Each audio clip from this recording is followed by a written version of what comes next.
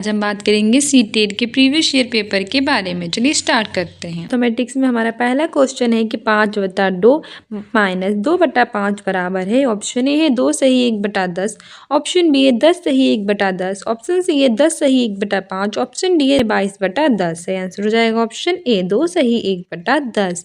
हमारे एक्सप्लेनेशन भी है कि 5/2 माइनस 2/5 इसका जब हम लासा लेंगे तो हमारे पास 10 होगा। इस तरह से हम 25 माइनस 4/10 होगा, फिर 21/10 होगा। इस तरह से 2 सही 1/10 हो जाएगा। इसको जब आप सॉल्व करेंगे तो कैसे करेंगे? सबसे पहले हम 2 और 5 का क्या लेंगे? लासा लेंगे। तो 2 एकम 2 और 5 एकम 5 और 5 दूनी 10, हमारा 10 आ गया। ठीक है, अब जो ही हमारा 10 आया है उसको हमने इस तरह से नीचे लिख लिया है। फिर इसको 25 और 2/4 मल्टीप्लाई करेंगे। 25 माइनस 2/4। अब फिर जब हम इसको करेंगे 25 में से 4 घटाएंगे तो हमारे पास 21 बचेगा और 21/10 हो जाएगा। फिर हम 10 को 21 से क्या करेंगे? भाग देंगे। तो 10 दूनी 20 और यहाँ पे 1 बच जाएगा आपका। तो कितना हो जाएगा? 2 सही 1/10। ठीक है, तो इस तरह से हमारा आंसर ये वाला सही हो जाएगा। नेक्स्ट क्वेश्चन कह रहा है कि 5 अंकों वाली सबसे बड़ी संख्या और 3 अंकों वाली सबसे छोटी संख्या का योगफल है। The sum of the greatest 5 digit number and the smallest 3 digit number is. Option A है 10098, ऑप्शन बी है 10099, ऑप्शन सी है 1000098, ऑप्शन डी है 1000099। से आंसर हो जाएगा ऑप्शन डी 1000099। हमारी एक्सप्लेनेशन भी है कि 5 अंकों वाली सबसे बड़ी संख्या हमारी ये होगी। कौन सी होगी? 99999। ये 5 अंकों की सबसे बड़ी संख्या है। वहीं 3 अंकों की सबसे छोटी संख्या 100 हो जाएगी। फिर हमारी अविष्ट योग जो होगा वो 99999 प्लस 100 बराबर इतना हो जाएगा। ठीक है, नेक्स्ट है 11 सही 1/4 मीटर लंबे तार के एक रोल से 3/4 मीटर लंबे तार के कितने टुकड़े काटे जा सकते हैं? ऑप्शन ए है 15, ऑप्शन बी है 15, यहाँ पे 14 कर लीजिए, ऑप्शन सी है 12, ऑप्शन डी है 11। से आंसर हो जाएगा ऑप्शन ए 15। मैंने एक्सप्लेनेशन है कि एक रोल में तार की लंबाई जो है वो 11 सही 1/4 मीटर या 45/4 है। ठीक है, 11 जो 44 प्लस 1 45, तो 45/4 इसे लिख सकते हैं। ठीक है, काटे हुए टुकड़ों की संख्या 4/3 और 45 गुणे 4 और 3 गुणे 4 बराबर 15 टुकड़े हो जाएंगे। नेक्स्ट है कि 1300 प्लस 13 इकाई प्लस 13 दहाई माइनस 1000 बराबर है। ऑप्शन ए है 333, ऑप्शन बी है 343, ऑप्शन सी है 443 और ऑप्शन डी है 453। से आंसर हो जाएगा हमारा ऑप्शन सी 443। हमारी एक्सप्लेनेशन भी कह रही है कि 1300 प्लस 13 इकाई प्लस 13 दहाई 1000 बराबर 1300 प्लस 13 प्लस 130 माइनस 1000 इतना हो जाएगा हमारा 1443 माइनस 1000 बराबर 443। नेक्स्ट है कि यदि 0.239 प्लस 2.93 माइनस 1.29 बराबर 3.92 माइनस के है तो के में क्या जोड़ा जाए कि यह कितने बराबर हो जाए? 3 के बराबर हो जाए। ऑप्शन ए 0.995, ऑप्शन बी है 0.949, ऑप्शन सी है 0.849, ऑप्शन डी है 0.959। से आंसर हो जाएगा ऑप्शन डी 0.959। नेक्स्ट है कि 60, 72 तथा 84 के सबसे छोटे सार्वगुणज और सबसे बड़े सार्वगुणनखंड का योगफल क्या है?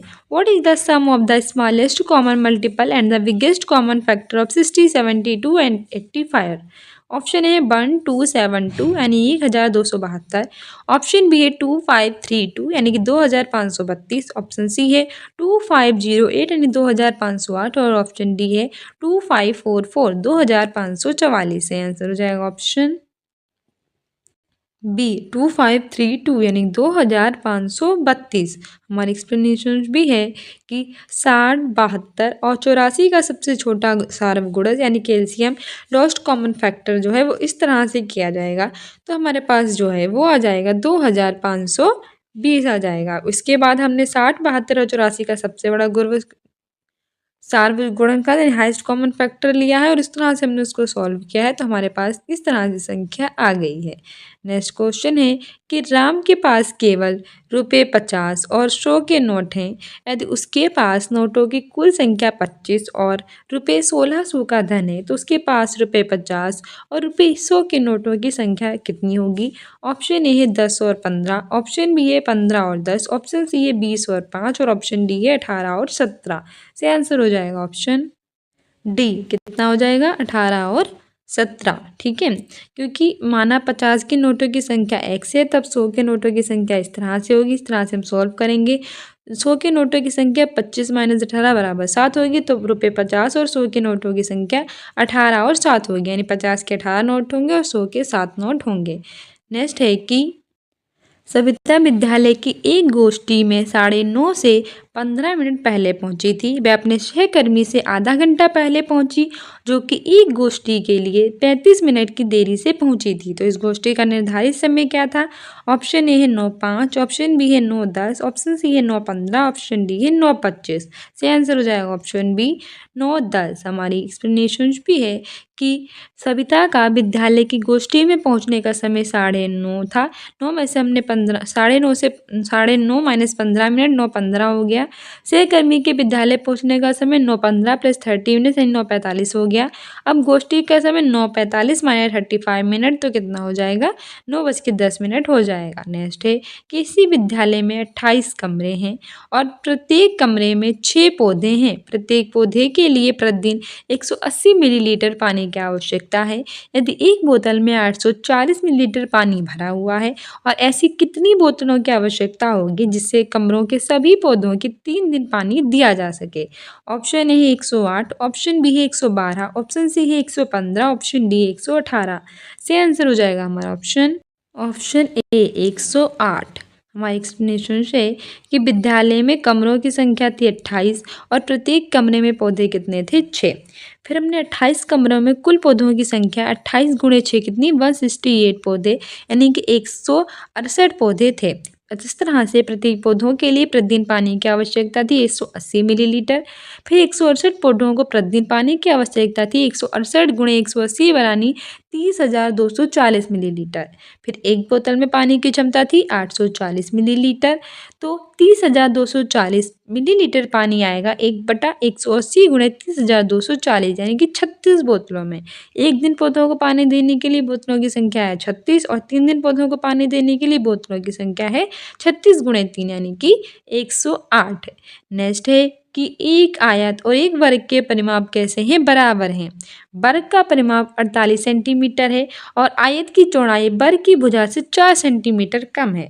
तब आयत का क्षेत्रफल वर्ग सेंटीमीटर में कितना होगा? ऑप्शन ए है 128 128, ऑप्शन बी है 96 96, ऑप्शन डी है 256 256 और ऑप्शन डी है 512 512। से आंसर हो जाएगा ऑप्शन ए 128, यानी कि 128। हमारा एक्सप्लेनेशन है कि वर्ग का परिमाप है बराबर 4 गुणे भुजा।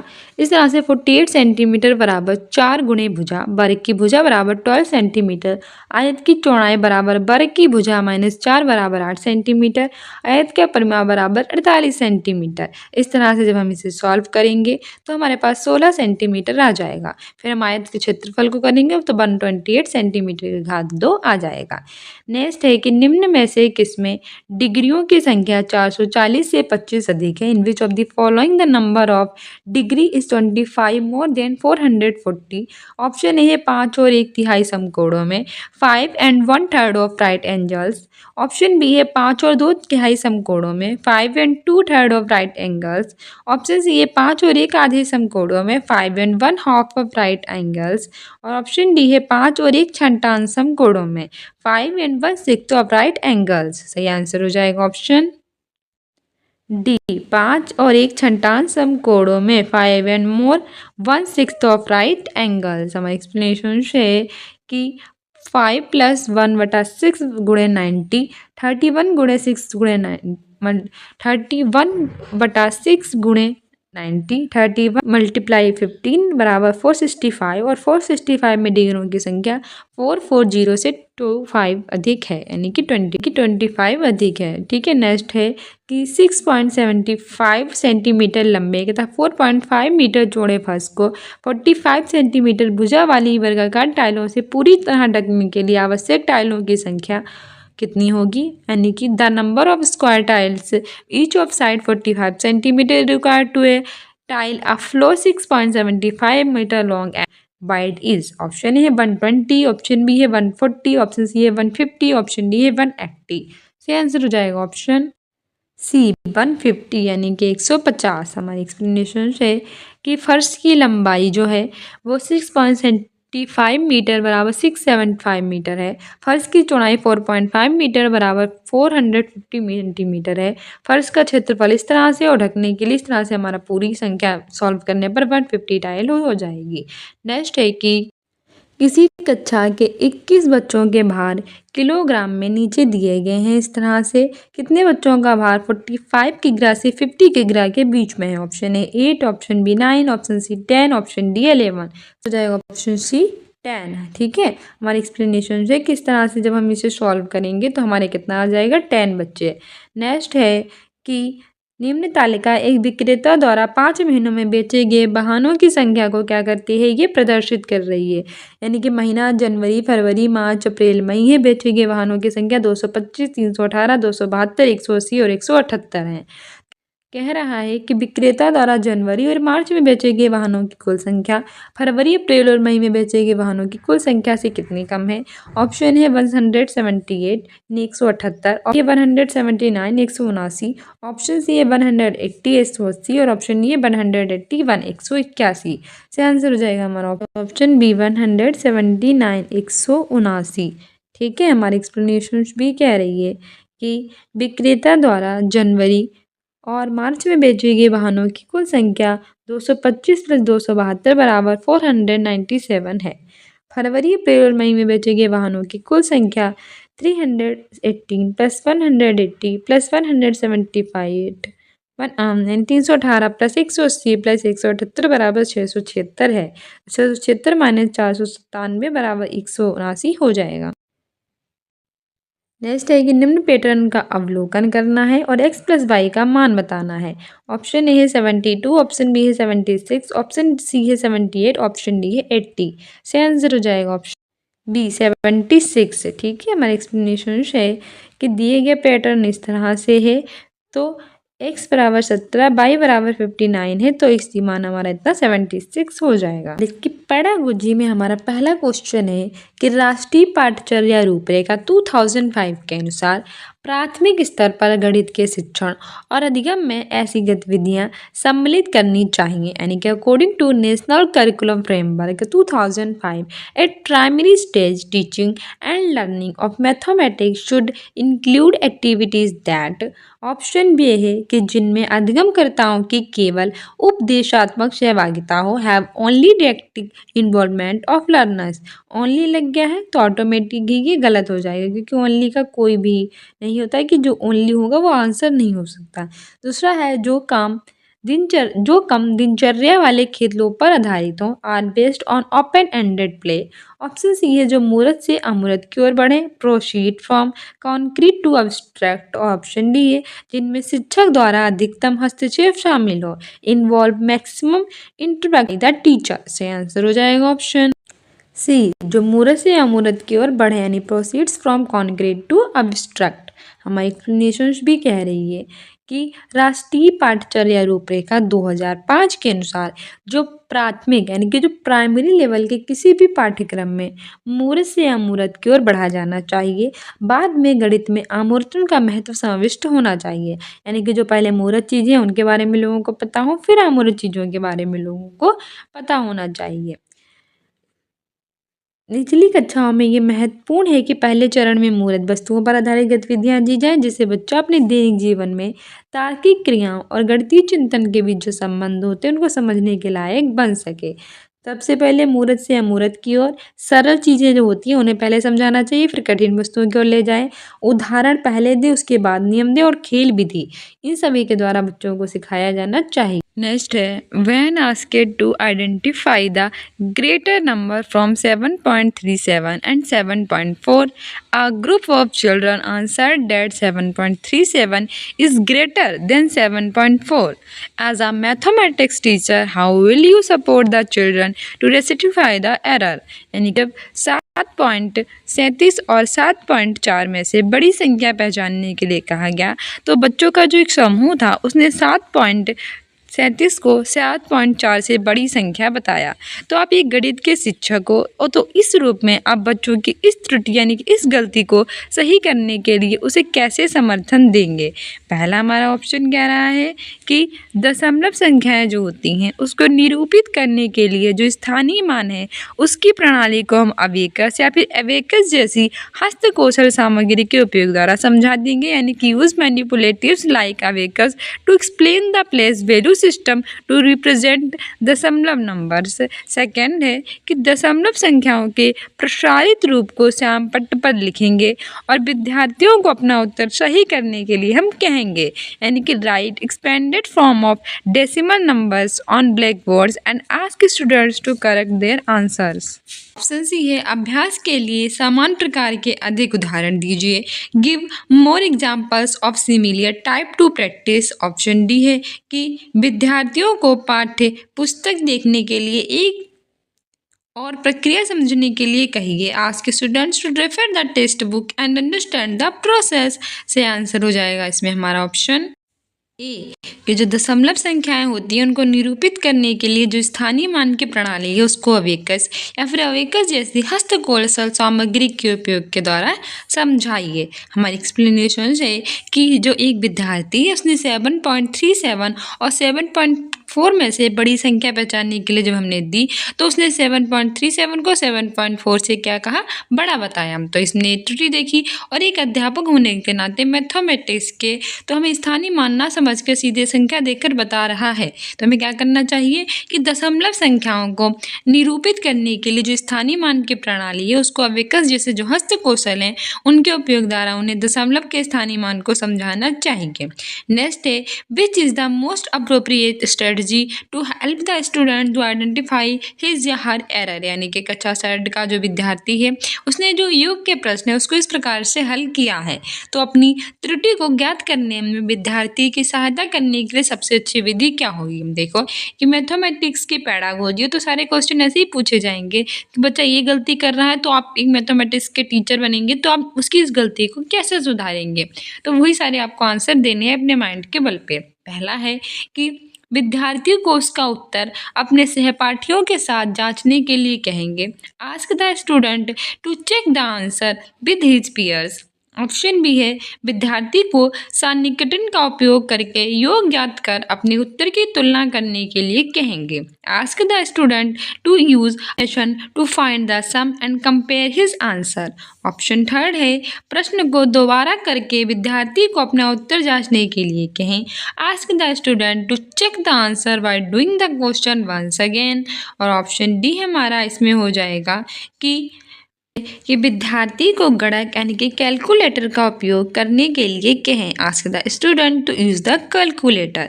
से आंसर इसमें हमारा सबसे अच्छा है ऑप्शन बी कि विद्यार्थी को सन्निकटन का उपयोग करके जो योग होता है उसको ज्ञात करके अपने उत्तर की तुलना करने के लिए कहें।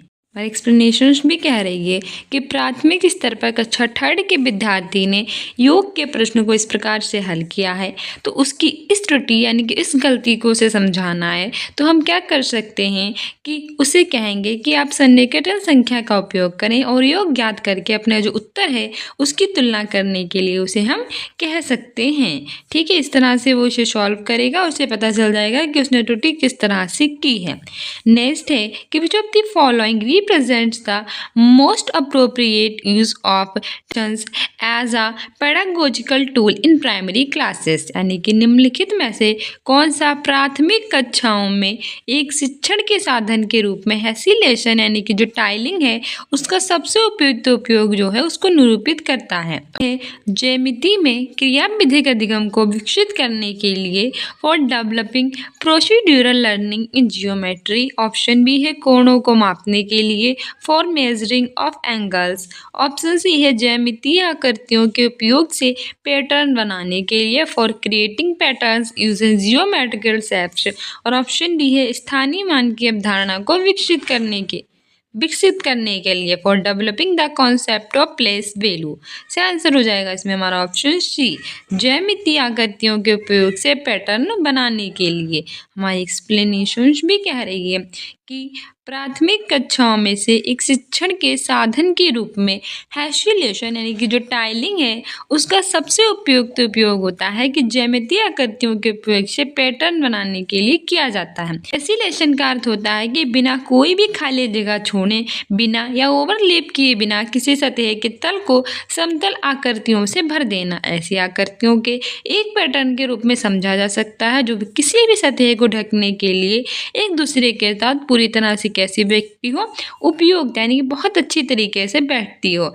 नेक्स्ट है national education policy 2020 to reduce the curriculum content in each subject so as to यानी कि राष्ट्रीय शिक्षा नीति 2020 प्रत्येक विषय में पाठ्यक्रम की विषय वस्तु को कम करने पर विचार कर रही है ताकि ऑप्शन ए है कि परीक्षा में विद्यार्थी को प्राप्तांकों को सुधारा जा सके यानी कि improve the source of students in examination. Option B है कक्षा में धीमी गति से सीखने वाले शिक्षार्थियों का प्रदर्शन सुधारा जा सके, improve the performance of slow learners in the class. Option C है पाठ्यक्रम को पूरा करने में शिक्षकों के भार को भी कम किया जा सके, reduce the burden of teachers in completing the syllabus completing the syllabus. और ऑप्शन डी है विद्यार्थी डटकर सीखने से अलग वास्तविक समझ की ओर बढ़ें, move students away from rote learning and towards real understanding. देखो हमने पूरे आंसर्स पढ़े, सबसे अच्छा हमें यही लगा कि विद्यार्थी को क्या करना चाहिए, रट्टा नहीं मारना चाहिए, इसकी जगह पे वास्तविक समझ की ओर बढ़ना चाहिए। हमारी एक्सप्लेनेशन भी कह रही है जो राष्ट्रीय शिक्षा नीति यानी कि न्यू एजुकेशन पॉलिसी 2020 है उसके प्रत्येक विषय में पाठ्यक्रम की जो विषय वस्तु है उसको कम करने पर विचार कर रही है और कह रही है कि विद्यार्थी रटकर ना सीखे बल्कि जो उसकी वास्तविक समझ है उसके अनुसार समझें। ठीक है, वहीं स्कूली पाठ्यक्रम में जो बोझ होता है उसकी कमी और बढ़े हुए लचीलेपन तथा रटकर सीखने के बजाय जो रचनावादी तरीके हैं उसने सीखने पर नए सिरे से जोर के साथ साथ स्कूल की जो पाठ्य पुस्तकें हैं उसमें भी बदलाव होना चाहिए। सभी जो पाठ्य पुस्तकें हैं उसमें राष्ट्रीय स्तर पर महत्वपूर्ण मानी जाती हैं और आवश्यक मूल सामग्री जैसे कि चर्चा हो गया, विश्लेषण का हो गया, उदाहरण हो गए और अनुप्रयोग, इन सबको शामिल करना चाहिए जिससे शिक्षा को और अच्छा बनाया जा सके। नेक्स्ट है according to national curriculum framework 2005 mathematics teaching and learning at primary level should focus on यानी कि जो हमारी राष्ट्रीय पाठ्यचर्या रूपरेखा 2005 है उसके अनुसार प्राथमिक स्तर पर यानी कि प्राइमरी लेवल पर जो मैथमेटिक्स गणित है उसका शिक्षण और अधिगम किस पर केंद्रित होना चाहिए। ऑप्शन ए है कि कार्य विधियों को कंठस्थ करने पर, memorisation of procedures. Option B है अवधारणा का परिचय देने के लिए गणितीय खेलों, पहेलियों और गतिविधियों पर, mathematical game, puzzles and activities to introduce a concept. Option C है कि पहाड़ों, गणना आदि के रटन अधिगम पर, rote learning of multiplication tables, counting etc। और ऑप्शन डी है कि प्रकरण टॉपिक पर आधारित कई प्रश्नों को हल करने पर ताकि विद्यार्थी सही प्रणाली या विधि सीख सकें, solving many questions based on A topic so that student can learn the correct method. सही आंसर हो जाएगा इसमें हमारा ऑप्शन बी कि अवधारणा का परिचय देने के लिए जो गणितीय खेल होते हैं, पहेलियाँ होती हैं और गतिविधियाँ होती हैं उन पर, ठीक है, इन पर केंद्रित होना चाहिए क्योंकि खेल खेल के द्वारा बच्चे जो होते हैं वो बहुत अच्छे से समझ पाते हैं। हमारे एक्सप्लेनेशन है कि राष्ट्रीय पाठ्यचर्या रूपरेखा 2005 के अनुसार जो प्राथमिक स्तर पर गणित का शिक्षण और अधिगम अवधारणा है उसका परिचय देने के लिए हम मैथमेटिक्स से रिलेटेड गेम्स हैं, पहेलियाँ, पजल्स हैं, एक्टिविटीज़ हैं, उन पर केंद्रित होना चाहिए। नेक्स्ट है according to national education policy यानी कि NEP national education policy 2020 NCFSE stands for, यानी कि राष्ट्रीय शिक्षा नीति 2020 के अनुसार जो NCFSE है उसका मतलब क्या है? ऑप्शन ए है कि national curriculum framework for school education, option B है national curriculum framework for preschool education, option C है national committee for school education और ऑप्शन डी है national committee for focus in school education. से answer हो जाएगा option A national curriculum framework for school education. National curriculum किसके लिए? For school education के लिए। ठीक है, पिछली बार भी आपके कई सारे फुल फॉर्म पूछे गए थे और इस बार भी पूछे जाएंगे। तो हमारा एक्सप्लेनेशन है कि राष्ट्रीय शिक्षा नीति नेशनल एजुकेशन पॉलिसी 2020 के अनुसार जो NCFSE उसका फुल नाम होता है national curriculum framework for school education, जिसका अर्थ होता है कि स्कूली शिक्षा के लिए राष्ट्रीय पाठ्यक्रम रूपरेखा। नेक्स्ट है, in order to help students distinguish between plane surfaces and curved surfaces which of the following methods is most useful, यानी कि समतल पृष्ठों और वक्र पृष्ठों के बीच अंतर करने में विद्यार्थियों की मदद हेतु निम्नलिखित में से कौन सी विधि सबसे ज़्यादा उपयोगी है? ऑप्शन ए है समतल और वक्र पृष्ठों के मॉडल दिखा देना, showing them models of curved and plane surface, option B है कि showing videos of various surface, यानी कि विभिन्न पृष्ठों की वीडियो दिखाना, ऑप्शन सी है कि एक पटरे का उपयोग करते हुए त्रिविमीय वस्तुओं जैसे कि गोला, वेलन, घन आदि को लुढ़काकर और फिसलकर प्रदर्शित करना, to show rolling and sliding of 3D objects like ETC using a planks, और ऑप्शन डी है कि श्याम पट्ट पर आकृतियों को बनाना और उनको समतल पृष्ठों और वक्र पृष्ठों के रूप में वर्गीकृत करना, drawing shapes on the blackboards and classifying them as plan and curved surface। से आंसर हो जाएगा इसमें हमारा ऑप्शन सी कि हम एक पटरे का उपयोग करते हुए त्रिविमीय वस्तु जैसे कि गोला, बेलन, घन है इनको लुढ़काकर और फिसलकर क्या करें? प्रदर्शित करें। ठीक है, हमारे यहाँ नेक्स्ट क्वेश्चन कह रहा है कि the most important things for children to learn is primary class mathematics is how to learn mathematics, which among the following is are substantiating the above statement, यानी बच्चों के लिए प्राथमिक कक्षा के गणित में सर्वाधिक महत्वपूर्ण है कि गणित कैसे सीखा जाए, तो कौन सा सबसे अच्छा कथन इस बात का प्रमाण हमें दे रहा है या फिर दे रही है? पहला है students need to wait for the teacher to tell them how to solve a particular question, कि शिक्षक के द्वारा ये बताया जाने के लिए कि किसी एक प्रकार के प्रश्नों को कैसे हल करना है और विद्यार्थियों को प्रतीक्षा करने की आवश्यकता है। सेकेंड है कि students need to go through the solve problems and remember the algorithm, remember the algorithm, यानी कि विद्यार्थियों को जो हल किए गए प्रश्न हैं उनको अच्छी तरह से देखने की और कलन विधि को याद करने की क्या है? आवश्यकता है। नेक्स्ट है कि विद्यार्थियों को सीखी हुई कार्यविधि के सटीक पुनरुत्पादन की अपेक्षा कार्यविधियों की समझ पर ध्यान केंद्रित करने और अत्यधिक महत्व देने की आवश्यकता है। Students need to focus and value highly on understanding the procedures than just accurate reproduction of learned procedures। कह रहा है चूज द करेक्ट ऑप्शन, सही विकल्प चुनना है। ऑप्शन ए है ओनली ए, ऑप्शन बी है ओनली सी, ऑप्शन सी है ओनली बी, ऑप्शन डी है ए और सी। से आंसर हो जाएगा हमारा ऑप्शन बी, किसमें ओनली सी, यानी कि केवल सी है जो वो सही है। ठीक है, क्योंकि हमारी एक्सप्लेनेशन भी है कि बच्चों के लिए प्राथमिक कक्षा के गणित में सबसे ज़्यादा महत्वपूर्ण होता है कि गणित कैसे सीखा जाए, कि how to learn mathematics, mathematics कैसे सीख सकते हैं। इस कथन के लिए सबसे ज़्यादा उपयोगी विधि होती है कि विद्यार्थियों को सीखी हुई जो कार्य विधियाँ हैं उनके सटीक पुनरुत्पादन की अपेक्षा जो कार्य विधियों की समझ है उस पर ध्यान केंद्रित करना और उसको अत्यधिक महत्व देने की आवश्यकता है। नेक्स्ट है परवेज प्राथमिक कक्षा का एक गणित का अध्यापक है। हम जैसे कि अलग अलग टीचर्स होते हैं, उसमें से एक टीचर कौन है? परवेज है। वो कौन सा है? प्राइमरी लेवल की मैथमेटिक्स यानी 1 to 5 का क्या है? टीचर है गणित का। अपने विद्यार्थियों को संख्याएं पढ़ाते हुए वह उन वस्तुओं के विभिन्न समुच्चय देता है और उनके दिए गए समुच्चय में वस्तुओं की कुल संख्या बताने के लिए कहता है।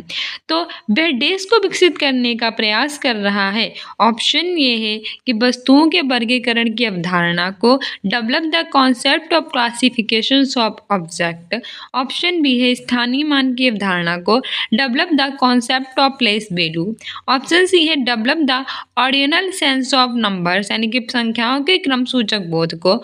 ऑप्शन डी है develop the cardinal sense of numbers यानी संख्याओं की गणन संख्या बोध को। इसका आंसर हो जाएगा ऑप्शन डी की संख्याओं के गणन संख्या यानी कार्डिनल बोध को समझने का वो क्या कर रहा है, प्रयास कर रहा है। हमारी नेक्स्ट क्वेश्चन है कि विच of the following evaluation methods would help unmotivated students in mathematics classroom, यानी कि निम्नलिखित में से मूल्यांकन की वो कौन सी विधि होगी जिसमें गणित की कक्षा में उन विद्यार्थियों की सहायता करेगी जो अभिप्रेरित नहीं है। ऑप्शन ए है अ कॉमन क्लास टेस्ट, एक सर्व कक्षा परीक्षा। ऑप्शन बी है क्वेश्चनरीज, अ प्रश्नावली। ऑप्शन सी है एक्टिविटी बेस्ड एवेल्यूएशन, क्रियाकलाप आधारित मूल्यांकन।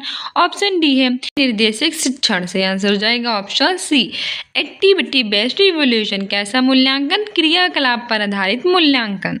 नेक्स्ट है कि प्राथमिक स्तर की एनसीईआरटी की गणित की पाठ्य पुस्तकों में विविध रूपों से कहानियाँ, कविताएं, पहेलियाँ और खेल शामिल हैं। इनको सम्मिलित करने की सबसे अच्छा उद्देश्य क्या है। ऑप्शन ए है कि गणित के पाठ्यक्रम को कम करना, to reduce the mathematics syllabus.